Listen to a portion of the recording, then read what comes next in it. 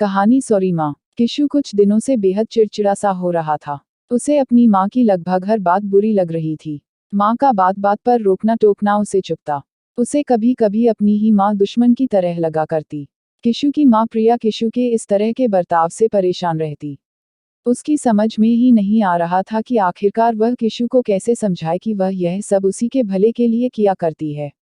पूरे दिन निरुद्देश्य खेलते रहना, वक्त पर न नहाना, स्कूल के लिए रोज लेट होना, पढ़ाई में मन न लगाना, यह सब ठीक है क्या? किशु से परेशान प्रिया सिर पर हाथ रखे बैठी किशु के बारे में सोच ही रही थी कि उसका फोन घंघनाया। हेलो।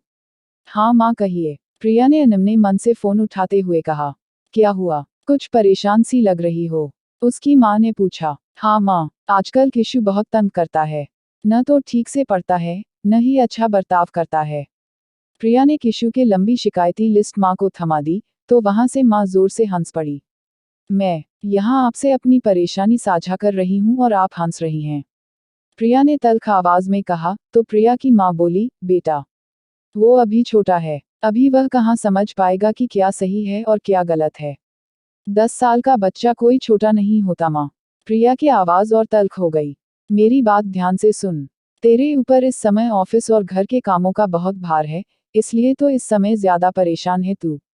सारा दोष किशु के सिर मत मार, धीरे धीरे उसे समझ और हो सके तो अपने काम से थोड़ा और वक्त उसके लिए निकाल। तेरी बचपन से आदत है, तू थोड़ी सी बात पर चिड़चिड़ी हो जाती है। तू अगर अपना स्वभाव नहीं बदलेगी, तो किशु को कैसे बदलेगी? माँ, आप कहना क्या चाहती हैं? यही कि मैं अपने कामों को बैलेंस नहीं कर पाती।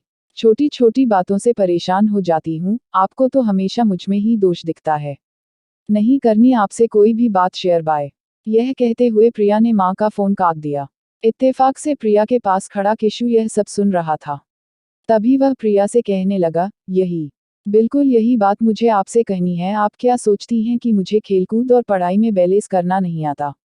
आपको भी हमेशा मुझमें ही दोष नजर आता है। अब मैं भी आपसे अपनी कोई भी बात शेयर नहीं करूंगा। किशु ने वही किया जो प्रिया ने कुछ पल पहले अपनी माँ के साथ किया था। प्रिया किशु की बात सुनकर पल भर को ठहर गई। बच्चों की इस तरह की बातें माँ के मन में कितनी गहरी चोट करती हैं।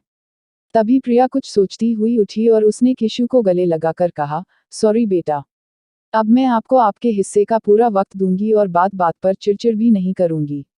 यहाँ माँ बेटे में सुलह हो गई, तो प्रिया को अपनी माँ की याद आए और उसने उन्हें तुरंत कॉल करके कहा, सॉरी माँ। और यहाँ किशु भी प्रिया के गले झूलकर बोल उठा, सॉरी माँ।